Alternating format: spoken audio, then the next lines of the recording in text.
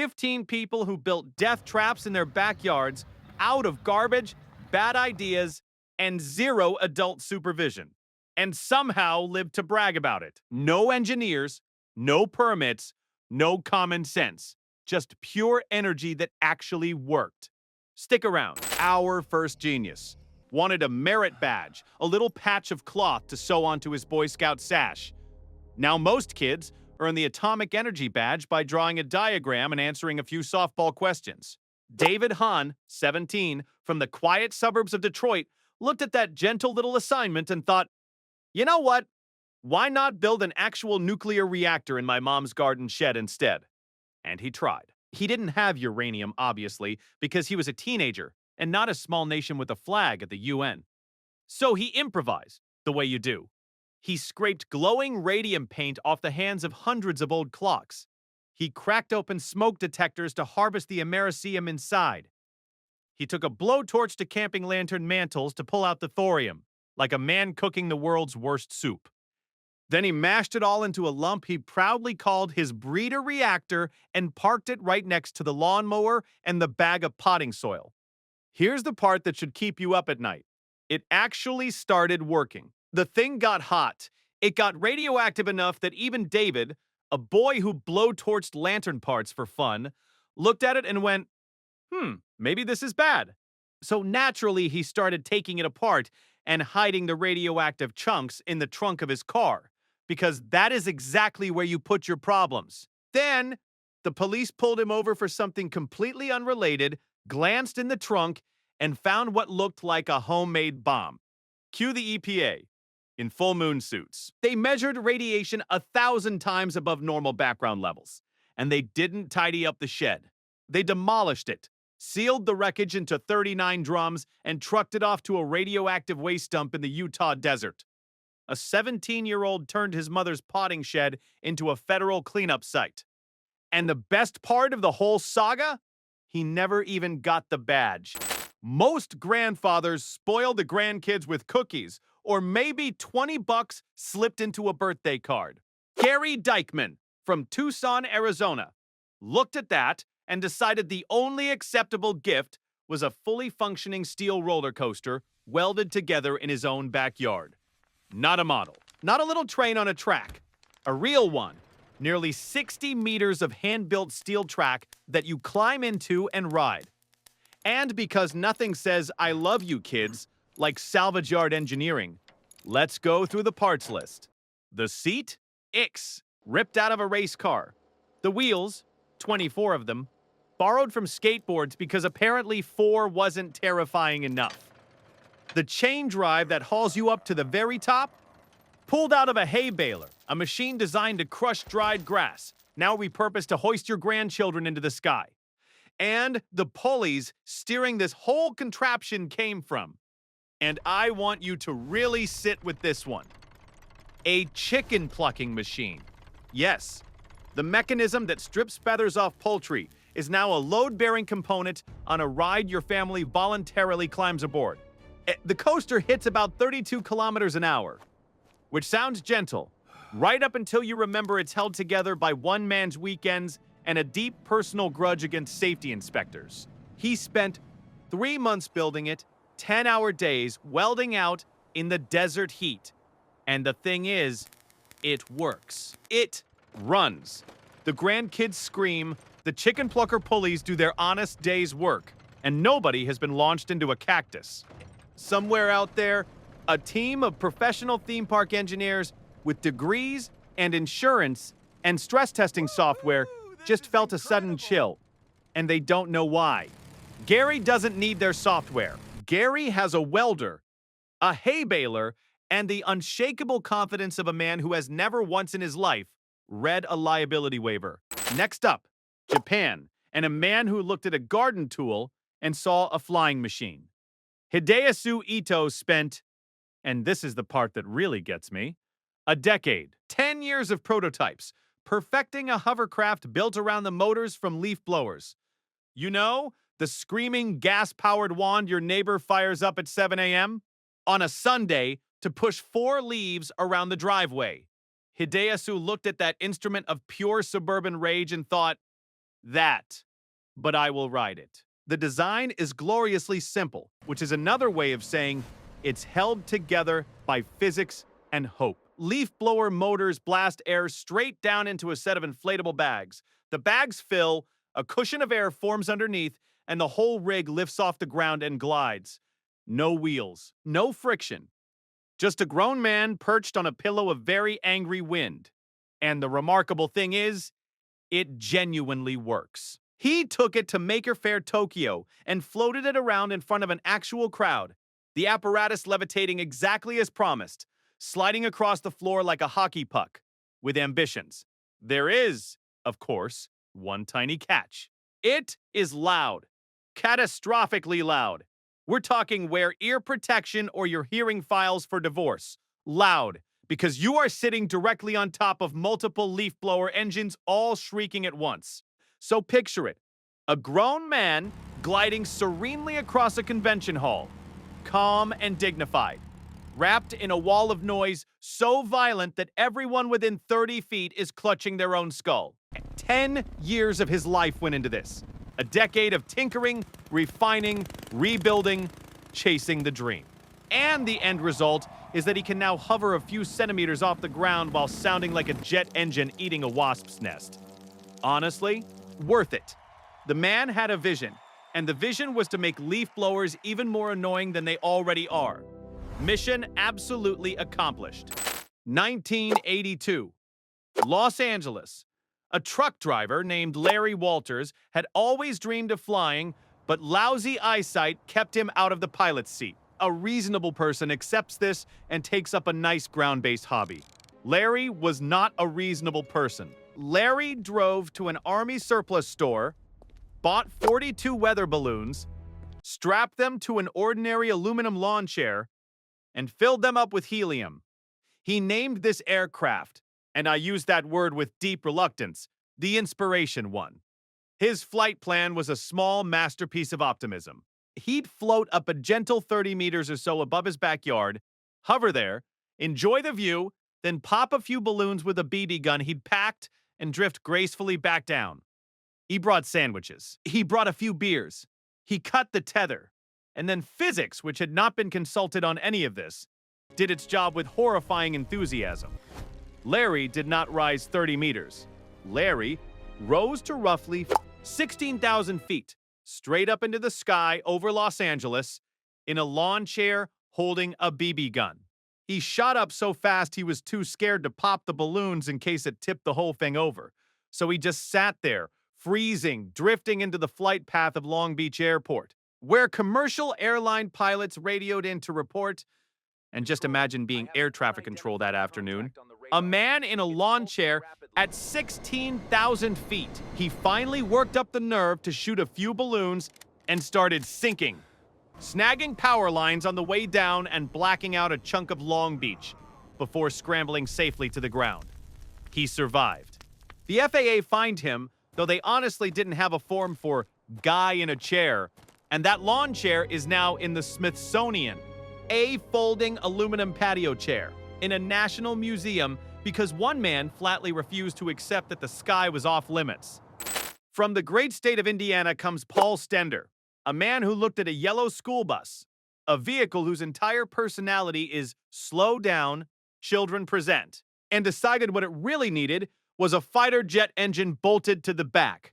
Not a metaphorical jet engine, an actual GEJ-79, the same engine that powered the F-4 Phantom, a supersonic Cold War warplane. He took that engine, the screaming heart of a military aircraft, and dropped it into a school bus.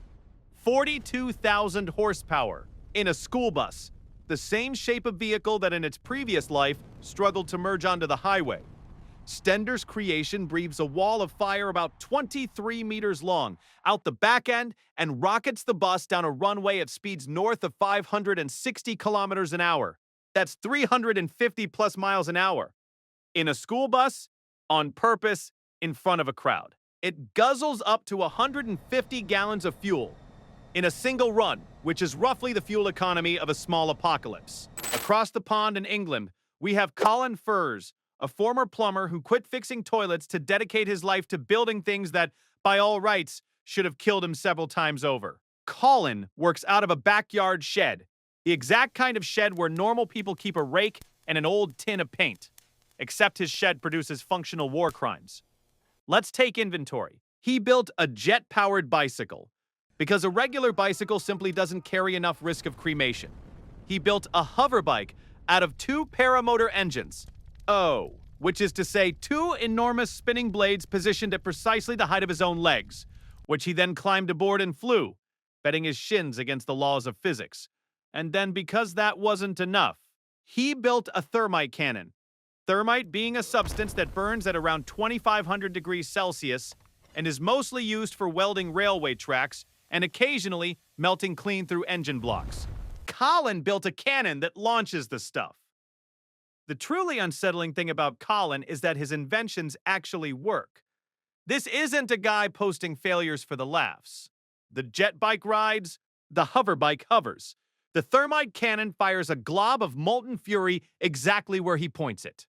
He's a former plumber with no engineering degree and a YouTube channel, casually building machines that look like the prototypes a Bond villain would reject, for being a bit too dangerous. Every single video is just a man cheerfully narrating in a thick English accent while standing far, far too close to something that could vaporize him on the spot. And somehow, against all odds and several basic laws of self-preservation, he still has all of his fingers, both of his shins, and most of his eyebrows.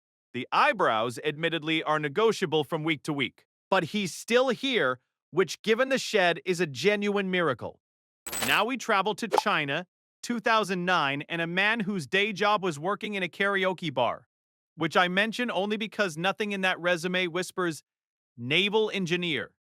Tao Shangli decided he wanted a submarine. Not a toy, not a model, a real person carrying, actually submerging submarine. And he had, let's be polite, a modest budget. So he went around the markets of Beijing and bought what he could afford. Old metal barrels, used pipes, and assorted chunks of construction scrap that other people had thrown away. From this pile of literal garbage, in his own home, he welded together a 6-meter submarine. It had a periscope. It had an electric motor. It had a little hatch you climb into and seal, trusting your one and only life to a vessel made of secondhand barrels, and the kind of optimism that should be studied by scientists in a controlled environment. Here is the moment of truth. He trucked his garbage submarine out to a reservoir on the edge of the capital, lowered it into the water, climbed inside, sealed the hatch, and dove. And, against every instinct screaming in your body right now, it worked. It submerged. It cruised around. It came back up with Tao still alive inside, which is, let's be honest, the single most important feature any submarine can offer. Think about what's actually happening here.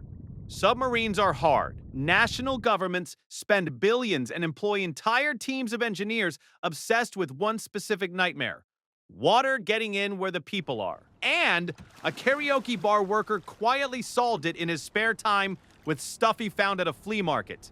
Now, would I personally climb into a submarine built of old oil barrels and ride it to the bottom of a Chinese reservoir? I would not. I would rather do almost anything else on Earth. But Tao did, and Tao lived. And that right there is the difference between Tao and the rest of us cowards. Now, every so often on this channel, the backyard genius isn't an idiot who got lucky. Every so often, he's an actual prodigy, and you just have to sit there and quietly feel bad about your own life.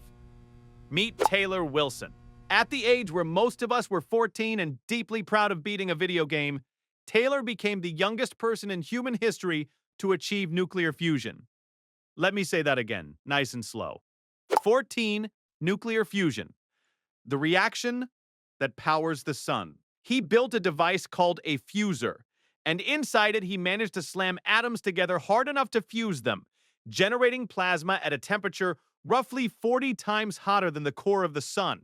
In the core of the sun, a 14-year-old made something hotter than that on purpose as a hobby in his free time. Now, here's where the responsible adults briefly enter the story.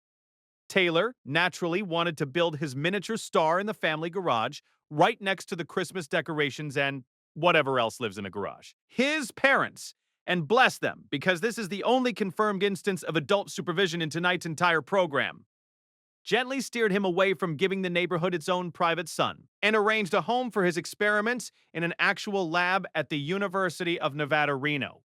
So this one almost doesn't count, except for the small, glowing detail that he was fully prepared to do it in the garage and only didn't because mom and dad stepped in. Taylor went on to meet President Obama, win a pile of awards, and become precisely the kind of person who makes you reconsider everything you'd accomplished by age 30. And the terrifying lesson here isn't, don't try this at home. The lesson is that somewhere out there right now, a teenager is smarter than all of us put together. And we should probably just hand him the keys today. Back to roller coasters, because apparently building a death-defying thrill ride in your own yard isn't a one-off act of madness. It's a recognized branch of dad-based insanity. This time, it's Will Pemble, an e-commerce consultant, a man whose actual professional expertise is online shopping carts, not the kind of carts that fling your children through the air. Will had no background in engineering, no experience with ride safety, no training of any kind whatsoever. What he had was 2 kids, a backyard, and a genuinely dangerous amount of free time. So he built them a roller coaster, a real one, 55 meters of wooden track, fully functional, with a cart that climbs, drops, and carries actual human children around his garden. It took him about 6 months and 300 hours of labor and cost around $3,500, which in roller coaster money is basically finding one in a cereal box. Now, the wonderful thing about Will is that he didn't just nail some planks together and pray. He treated it like an obsession, learning the engineering as he went, and the coaster genuinely works. It runs smooth, the kids ride it, nobody's been catapulted into the neighbor's pool. He even turned the whole build into a teaching project, documenting every step like a man who fully expected other parents to catch the same beautiful disease. And they did. Because here's the thing about a homemade backyard roller coaster. The moment one dad successfully builds one, every other dad on Earth quietly recalculates what is possible in his own yard. Will Pemble didn't just build a ride. He issued a challenge to suburban fathers everywhere. And somewhere right now, a man is staring at his lawn, then at a stack of lumber, then back at his lawn. And his wife has absolutely no idea what's coming. Here's another one of those crushing prodigy stories. So go ahead and brace yourself. Robert Sansone, an American teenager, 17 years old, decided to take on a problem that the entire global auto industry has been losing sleep over. See, most electric motors rely on rare earth magnets, expensive, environmentally nasty materials that mostly come from a small handful of places on Earth, which turns the whole supply chain into a giant geopolitical headache. Engineers with PhDs and corporate budgets have been wrestling with this for years. Robert, working at home with a 3D printer and basically a pile of spare parts, designed a completely new kind of motor, a synchronous reluctance motor that doesn't need rare earth magnets at all. And it wasn't just a cute little science fair gesture either.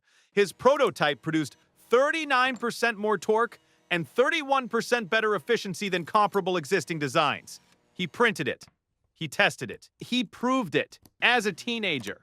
In his house, he won first prize at the Regeneron International Science and Engineering Fair and walked away with $75,000, which is $75,000 more dollars than I have ever earned from anything I built at home. And I have built several shells. Now, this one is technically not dangerous, which makes it the odd entry out tonight. But it earns its place because the sheer audacity is exactly the same. While most of us at 17 were failing to parallel park, this kid was quietly redesigning a core piece of the technology that powers the future, on a machine that mostly prints little plastic dragons. The difference between Robert and the rest of tonight's contestants is simply that Robert's experiment was supposed to work. And somehow, that's even more humbling.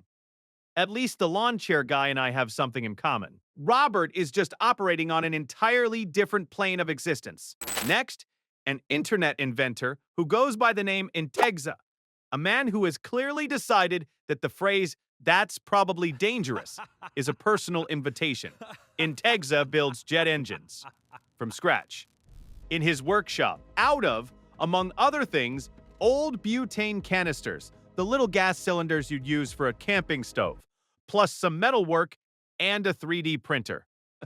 From this collection of items you'd find in a garage and a recycling bin, he assembled a working turbojet engine, an actual jet engine, the kind that, out in the real world, is built by aerospace corporations in clean rooms by people in lab coats, holding clipboards.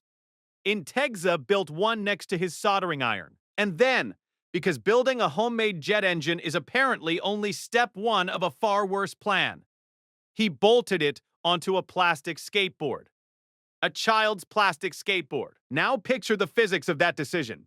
You've got a flimsy plastic deck, 4 little wheels designed for rolling gently down a driveway, and strapped to the back of it, a jet engine producing a column of superheated thrust. There is no steering. There is no brake that means anything.